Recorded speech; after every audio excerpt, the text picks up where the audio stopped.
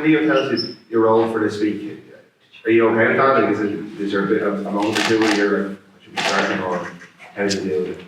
Yeah, there definitely is a moment that, you know, I want to give my best for the team. I feel like I've gone well the last few months and since the start of the season, even last year and stuff. So there's a little bit. You want to give your all and have as much impact as you can, but you know, you park it pretty quickly and then you realise, you know, you got to do what's best for the 23, and I can understand the decision. But yeah, look, I always just want to do everything I can to help the team. I'll make sure that's the case tomorrow, you know, when I get my opportunity. So it's sport, isn't it? You know what I mean? So I'm used to that role of having an impact coming off the bench and things like that. So it'll be no different for me tomorrow. So yeah. Does it make it a little bit easier when you look one way it's Andrew Porter, one way it's Story Barrett, so you're a good company? Yeah. Look, we're very fortunate that we've very strong 23s here. So, yeah, look, you know, it's the same with Jordy and Ports and lads like that. Like, I want to make sure we finish strong, and hopefully I get a good stint on the pitch so I can leave a mark and have an impact. And you know, it's something the coaches referred to and balanced well over the last while. Jordy coming on, Orgy earlier on the earlier round and stuff when James was fit. So it's been working well for us. Give us a sense of what Jack has done around your kind of mindset on these knockout games. You can see the defensive progression and everything you bring to the table. But what's he like a week like this? He's brilliant. He simplifies messages. Obviously, we do a lot of detail and we look at Northampton or any opposition a lot, but then come the tail end of the week, you boil it down and you know, you hang your hat on a few things, and then it's all about us and what we want to do. And I think even looking back at last year, you know, we looked at the semi-final last year where we started really well and probably faded a lot into the game. I think we've come a long way since then, especially defensively. We were still kind of embedding a defensive system that we weren't used to, and I think it's now become habitual to us and we're comfortable with it and everyone understands the role, where I think previously maybe 90% of the lads did, but even if you have 10% of the lads who don't or aren't 100% certain in one aspect or one moment of the game, it leads to problems. And I think we've come a long way in the space of a year defensively, and I think that just gives everyone confidence. You know, it's so black or white what you're doing when you're doing it, and it's such a great system to be in because it gives you so much confidence. You know what everyone's going to do around you, and you know, it leads to us getting the ball back more often than not. So it's a joy to play in, and I think the messaging from Jackson and all the coaches throughout the week is spot on and allows us to do it. Jack, your sort of role in last year's game kind of coincided with Northampton coming back into it. So have you contributed much this week in terms of what you need to bring in the latter half, the latter stages of the game? Have I personally? No, probably not. But I think, you know, we know what we need to do, and you know, we as I said there a few minutes ago, like we faded late on in that game last year, and I think we were 15 points up maybe at some stage, and or I remember thereabouts, and they came right back into it. Finished 2017, so it wasn't for myself and Conan getting the last minute turnover that he said he has his hands on as well, which I'm not sure about, but you know, it could have been a different day. So we know we need an element of performance, and they're a team that stick in it, and as they proved last year, and they've got some unbelievable talent across the park. So we know we got to be miles better than we were that day, and we're looking to go out and put out our best performance of the year. And I know we've gone really well in the last two rounds, both in attack and defence, but you know, it's semi-final, jeopardy's bigger, the occasion's bigger, and we need to be better again than we were even the last few weeks. Just on that turnover, there were some people on TV who reckoned that it was a blatant penalty for Northampton.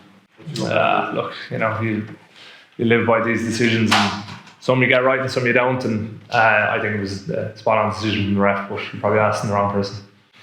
Jack, just to go back to Roy's original question, coaches' perspective on how they use the starting 15 and replacement has obviously evolved over time. Has the players, you know, is there But or is it still, no, you want to be in the 15 as opposed to only be there when the game is decided as a replacement? I think the mindset around has definitely changed over the last while, particularly here and with Ireland and the likes.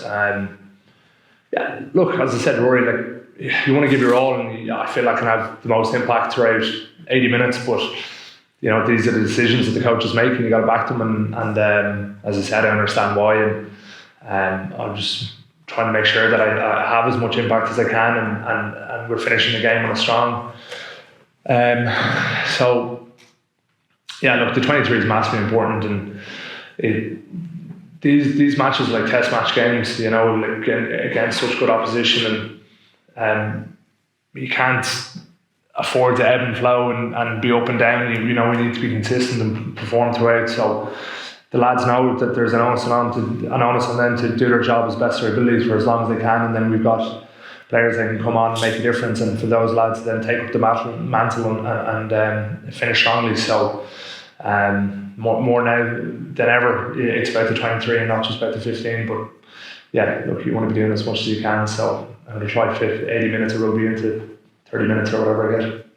Jack, we could probably say Leinster have a magnificent obsession about winning that 5th star, and you've lost the last 3 finals, as you don't need reminding, apologies, but each season you come back and you have to go again.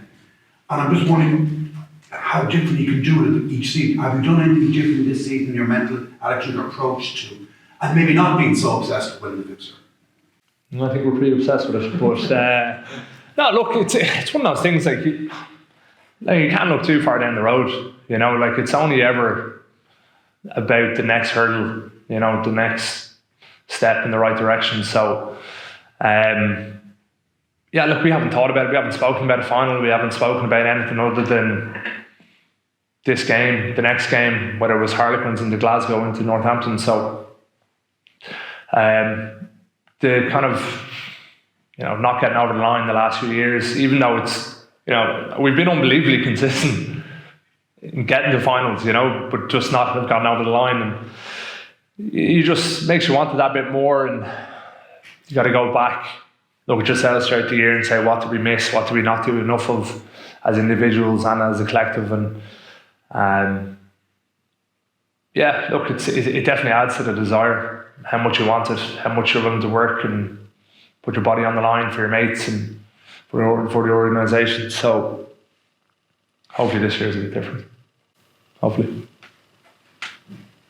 Can we ask you, are you still hopeful of getting on the lines? Is that Am I still hopeful? Yeah. Should I not be hopeful? well, you should. I would have thought. That's why I kind of wanted you to say yes. Yeah, look, I think everyone's hopeful that they got on it. You know, who's within the shop window. Yeah, it'd be unbelievable to go again. 21 was obviously very different in the context that it was, but I loved it. It was not something I ever saw myself doing, really. And an unbelievable time. Obviously, we didn't get the result that we wanted, but it was an unbelievable honour to go and to play in 3 test matches. And, you know, I think it went pretty well over the last few months. 6 Nations into campaigns here and even previously before that. So, look, if you don't get picked, it's on you. So, you know, there'll be no. Yeah. Given then that this is all coming to a crescendo towards May 8th, which is the picking day or the whatever day, and this is a Heineken Cup semi-final. This is a good day to be looking forward to wanting to play well, isn't it? Is there extra impetus, do you think, in training, or is it completely blocked out? I think you got to block it out. I think you got to completely park it, because it's not something you can obsess over too much. I think it's. I don't want to say it's a distraction. It is a distraction, because you know you don't want to take your eye off the ball. You know, we're playing against good teams. We got to perform. There's competition day in, day out in Leinster. If lads are sitting there worrying about May 8th and the lines and everything else, I think you take your eye off the ball and you get trip over the stone right in front of your foot. So I think, you know, how you play and perform over the last, Six Nations, this campaign, everything like that, adds up to whether you're going to go or not. So I think you can't be too focused on any of that. You got to just worry about the here and now and performing for the lads around you. It's going to be probably a bit of a strange day next Thursday, because there's obviously a lot of lads that are very hopeful of getting selected. How many are going to go? Who knows? But we'll have to mentally park all that for the lads who do and don't go, and we'll have another game, and then it'll be life as normal. So I don't think you can be too obsessed with these things. What do you think that night experience did for you as a player? Gave me a lot of confidence, a lot of self-belief. Kind of makes you feel like, I'm good enough, I'm able to do these things. And I think maybe it's just me, maybe I'd probably doubt myself a little bit. Maybe, I think we all do at times, whether you're a professional athlete or not. You always have that kind of nugget of doubt at times, but when you do something like that and you get selected among some of the best players over the 4 countries, it's pretty special. So I think it just kind of validates your own perception of you, and you're thinking, I'm good enough to do that, I'm good enough to do a lot of things. So, but yeah, like it's an incredibly special thing to have gone on Leinster, and to go on to would be unbelievably memorable and special. But if it happens, brilliant, and if it doesn't, life goes on, and I'll have to get on with it and play next week or the week after. So look,